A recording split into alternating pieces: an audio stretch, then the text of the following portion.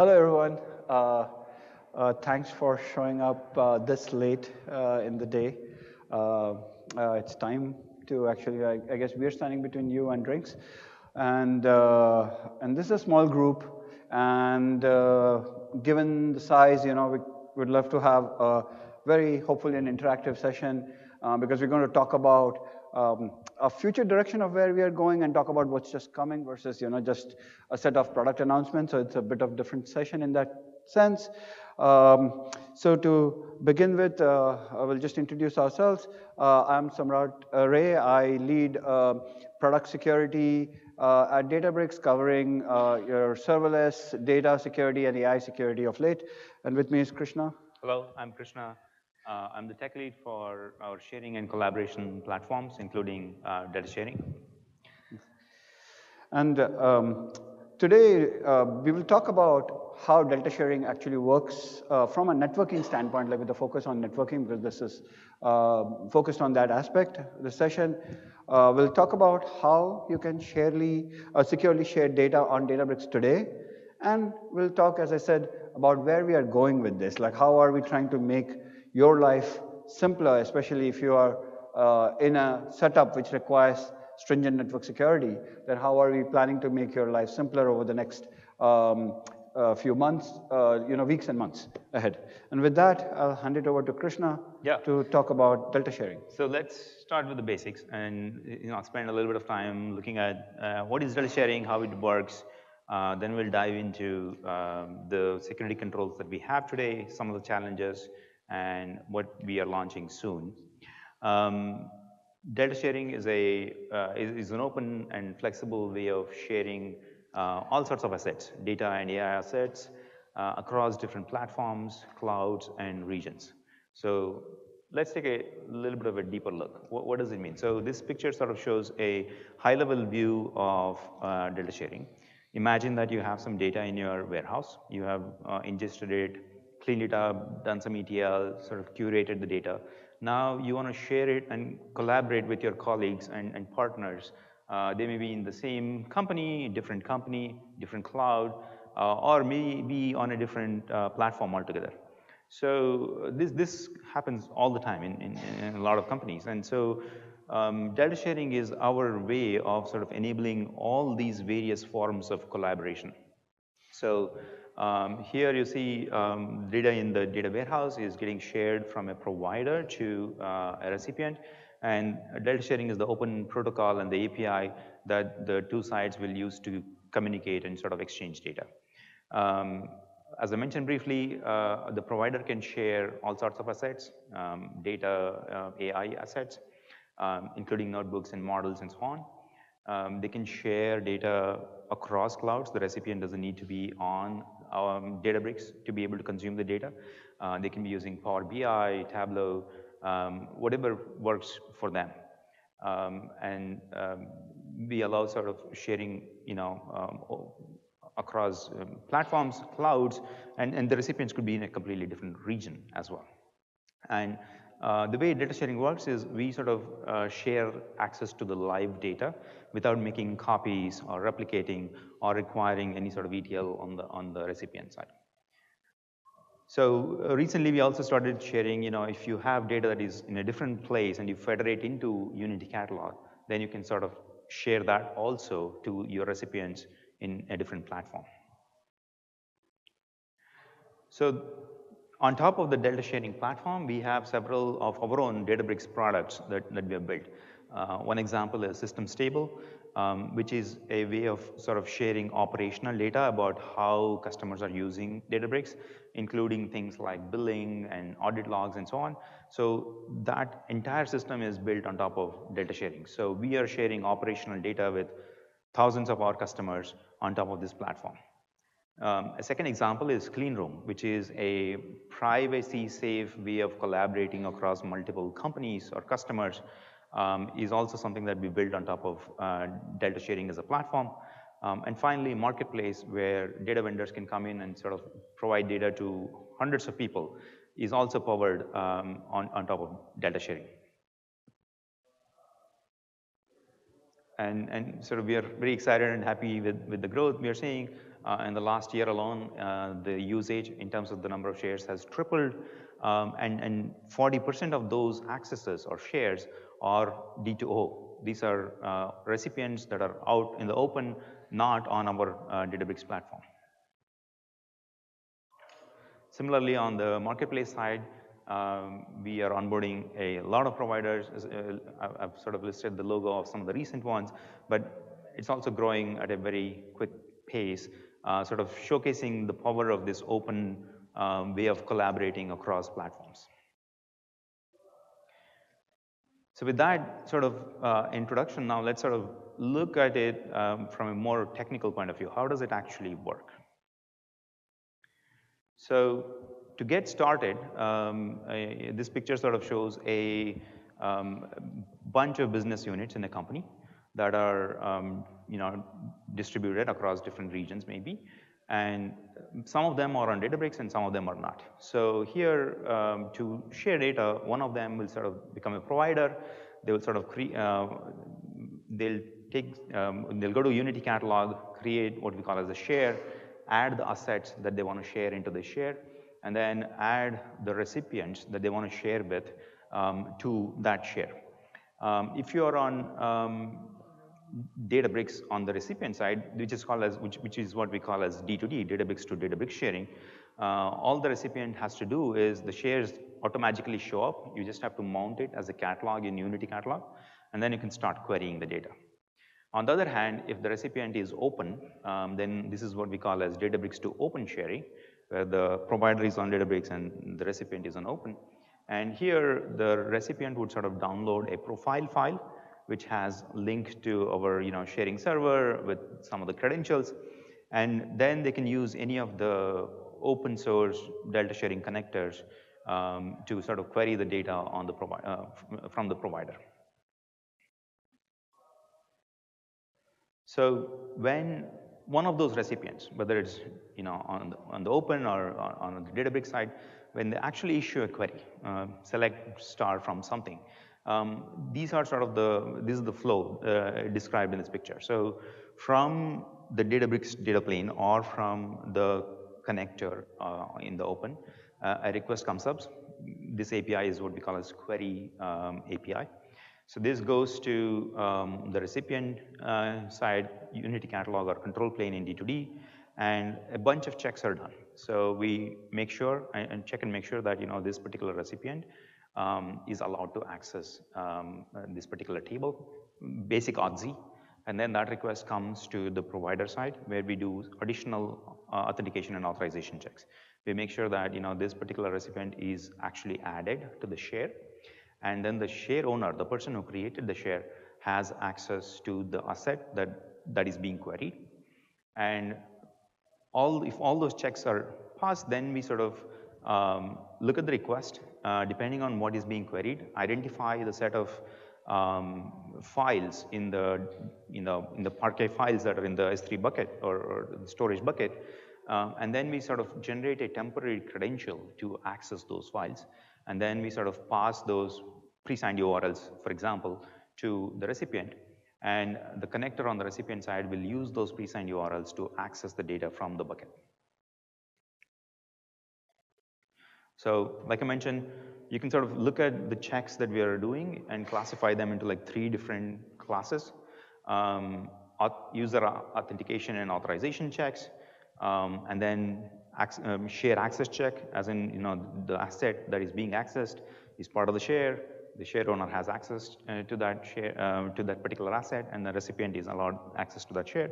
And then finally, the third part is we're issuing pre-signed URLs to the files in the bucket.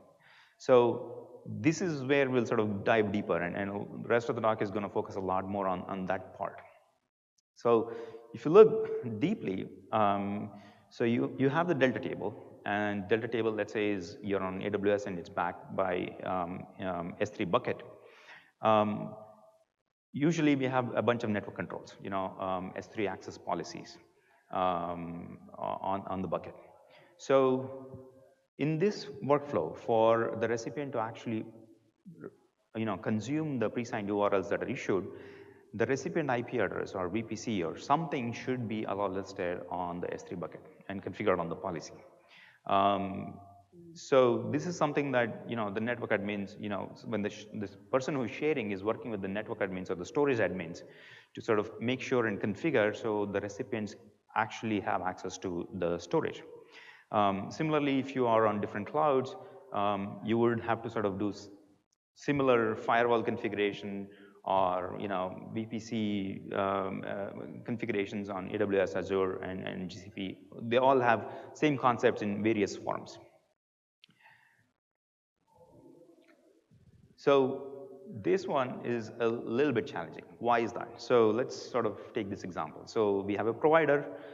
We have two personas. So the person who is creating, managing the share and sharing it with the recipient. And then there is a different persona who is sort of in charge of securing the bucket, configuring the policies, and so on and so forth. So the way it works today, these two personas have to coordinate every time they want to share data with a recipient, because they want to get information like, okay, your IP address, VPCs, and so on, and then configure it in the storage layer. And this sort of scales in the order of the recipient. The more recipient you have to do this handshake every time. Similarly, this is on the provider side, right? On the recipient side, there may be similar configurations. Here, the recipient, I'm getting some share. Now I want to sort of access it through my connector. So I may have egress controls configured in my compute, right? So now when I receive the share, I have to understand, okay, where is this bucket? Where is this going? And then work with my network admin. Every time I want to consume something, I have to sort of coordinate and sort of configure the network and go through this process for every one of those providers. So this is a toil. I mean, it is all secure, but there is a lot of toil involved in this collaboration. And sometimes this collaboration can take weeks or months to sort of figure this out. So we have been working on sort of simplifying this and automate all of this. And so now Samrat, I think, is going to describe how it works. Yeah, thanks, Krishna. Before I jump into like what we are planning to do, a quick show of hands. Krishna described a challenge from a networking perspective. How many of you are actually facing this challenge right now, or this is a new information for you?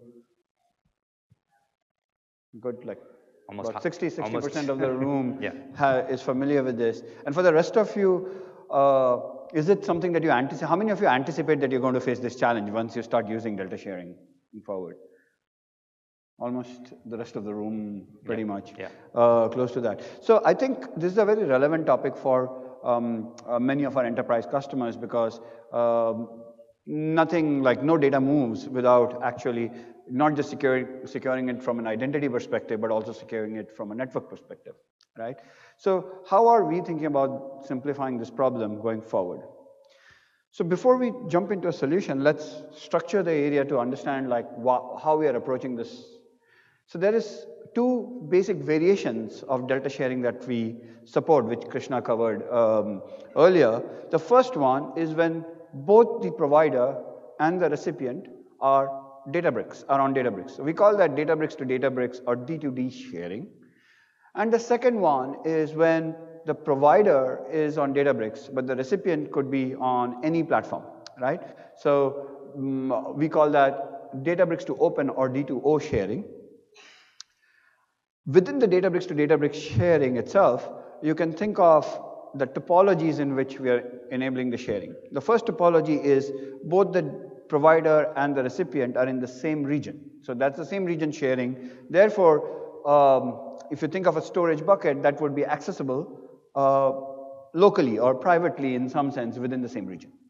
Then there is the other topology where you are actually sharing across region or even across clouds.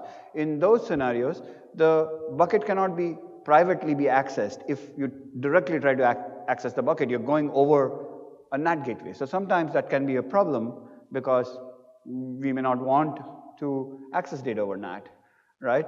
But that's the cross-region sort of pattern that we look at.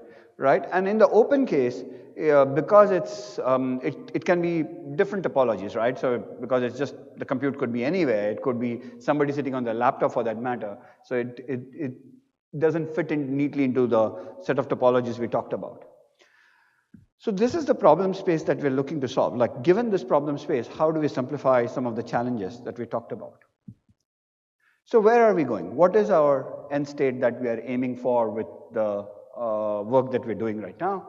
The first and important thing is we want to make sure that all this orchestration that Krishna described between the data provider and the storage administrator or the infra administrator, we're going to minimize that, because that is a big, for all of you who have been dealing with central IT teams, you know that's and if you have to do that on a very frequent basis because you want to scale your data sharing operation, that's going to be a big challenge. So how do we minimize that? So our goal is that you should be able to share data based upon your security policies that you have defined at the Databricks layer. You don't have to, for every share, go back to the storage layer and have to configure stuff and have to work with your infra admin to enable that share, right? And this should not just be true if you are working with something like an S3 gateway. This should also be true if you have configured a private link to the storage, which is fairly common, especially on Azure. The second aspect that we're looking to support is that from the recipient perspective, if you're on Databricks, you shouldn't have to worry about, oh, what are the buckets, where are the buckets, how do I configure my network to access the buckets. You should just be able to mount a share on Unity Catalog and be able to start consuming the data, right? And the last piece is that from a recipient's perspective, you should always be able to access the data privately from that perspective. And what do we mean by private? It's going over your storage gateway or a private path, and it's not necessarily going over your NAT gateway. That's what we mean by private. You should always be able to do that so that irrespective of from where the data is shared, and this particularly applies to the cross-region, cross-cloud topology, no matter from where the data is being shared, you should be able to access it privately from your perspective. So these are the three sort of main objectives which we are trying to achieve with our solution. So a key component to the solution which we are introducing here today is the Databricks sharing gateway. This sharing gateway sits between the recipient and the provider's storage bucket and mediates sharing, and it is able to it is managed effectively, the policies on the sharing gateway are managed by the provider, and from a recipient perspective, they just connect to the gateway if they're an open recipient. If they're a Databricks recipient, and they're on Databricks, then this just happens seamlessly and transparently for you, right? So what does a typical interaction now look like? So let's say I have a storage, as a provider, I have a storage account that I want to share, and maybe the connection is, the requirement is all access to my storage account is over private link or has to be private. I should have to just onboard the storage account just once. And what would you onboard it to? To the Databricks serverless runtime. So effectively, today we support private link connectivity to your storage bucket on Azure, or with S3 Gateway on AWS for those who are on AWS, but you have to just update your firewall just one time, right? And now it's connected to the serverless runtime of your local region, and the access is private, whether it's over a gateway or over private link. At this point, the data is now available. Once you have mounted it, once you've attached it to that runtime, it's now available for the provider to start sharing should they choose to, right? How does this work on our platform? Effectively, for those who are familiar and those who have started configuring serverless, you might be familiar with something called the network connectivity configuration, which you have used to configure access to storage. Today, you can do that. You can create such a configuration and attach it to workspaces. We will now allow you to attach it to metastores and shares, effectively. By doing so, that data now is, from an account admin perspective, you have made it available to be shared, and now you can delegate the permission to the catalog admin effectively or Metastore admin to then onboard recipients to it. So this is still onboarding recipients still remains a privileged operation within the platform, but it's all now within the Databricks landscape, right? You're not going back to the cloud layer anymore.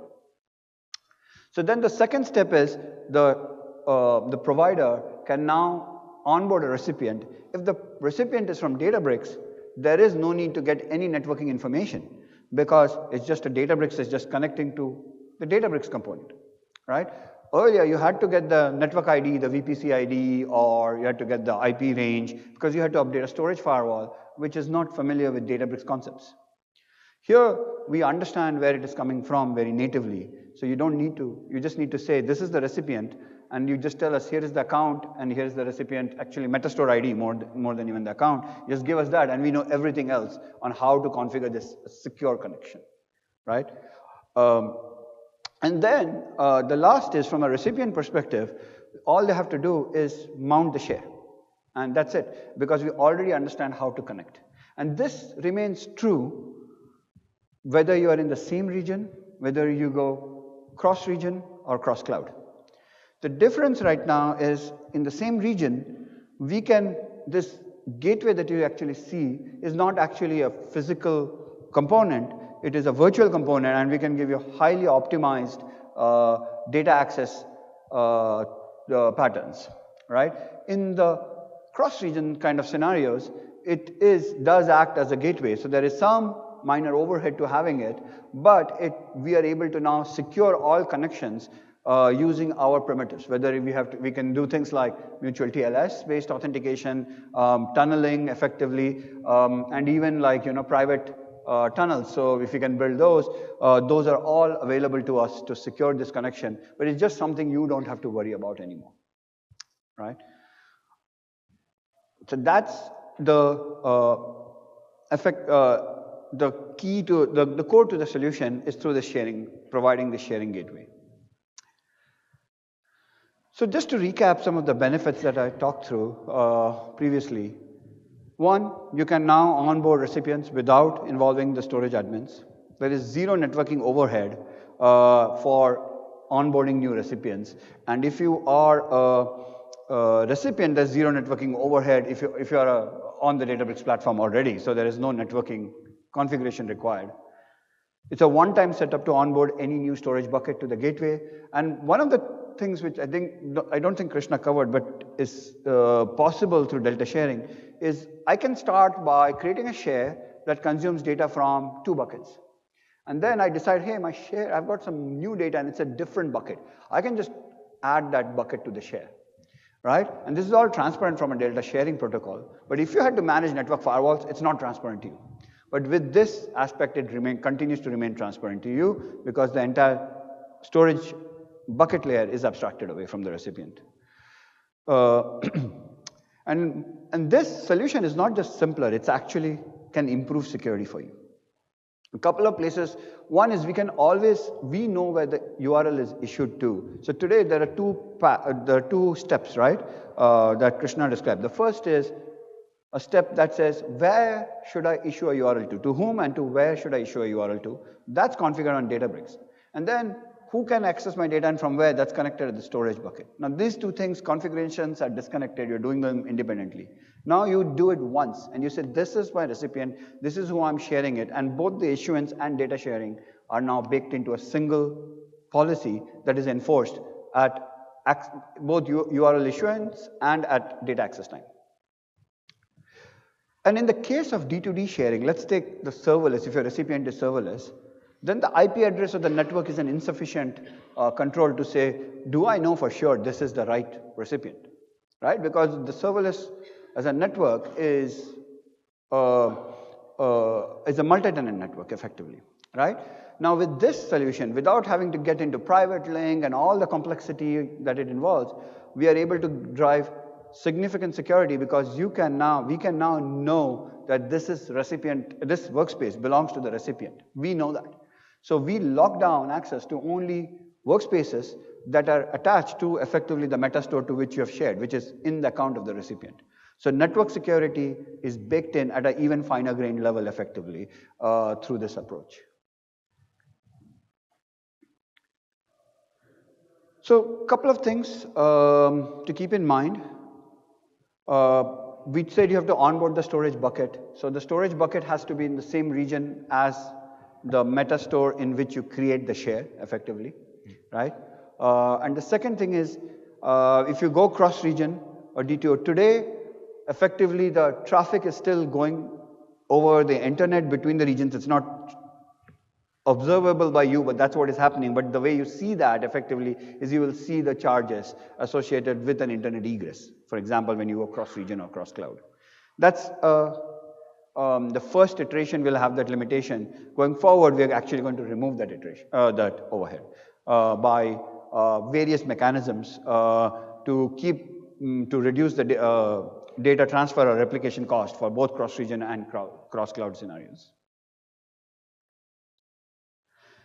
So this solution is right now launching to private preview. For those who are interested, please use this to register your interest, and we would love to get your actual feedback when you use this feature and you onboard to it. We would love to have get your feedback so that we can improve it and have you as a design partner. So we talked about what's coming right now, what's in private preview. Let's talk a little bit about what's coming in the near future. So first is, we talked about the simpler customer journey. We already talked about that. But the storage firewall configuration automation is part of the private preview as well, right? This will work with both the customer storage and for, I don't know how many of you know, we announced a Databricks managed storage offering called default storage that works with serverless workspaces. This solution would also work with the default storage capability. And it will support all the patterns, right, like that we have. All of this is coming as part of the private preview in this quarter. So what's coming after the private preview? What is it that we are not delivering right now, but we plan to deliver soon after? The first is the performance improvements that I just mentioned, especially around certain sharing patterns, right? We would have performance improvement. The second is the initial private preview does not support private link to your own storage, and that would come right after that. So if you are configuring private link to your storage, that would come post Q2. Further, today all cost attribution is basically coarse-grained, right? Like as a provider, any networking cost is accrued to you, and you have to figure it out as to how you're going to do the attribution per recipient. But here the solution will have per recipient cost attribution baked in, and particularly for the D2D scenario, right? So you will be able to understand what cost is incurred by each recipient from the platform itself. And lastly, when you do cross-region sharing, as I mentioned, we will be able to optimize your price performance aspect of it, right? So we will figure out ways to reduce cost, and there are different patterns based on, are you going from US East 1 to US East 2 versus are you going across the Pacific Ocean, right? So there is not one solution, but we will provide the optimal solution depending upon what that scenario entails. And that will just be all transparent to you, but you will just see a better price performance as we move forward. So, so this is you can this, and with this we'll just pause here and see if there are any questions from your side, and we would be happy. As I said, it's a small group. We want to keep it interactive, and we'd be happy to take questions. I'm going to go back to this sign up QR code if anyone is interested. Yes.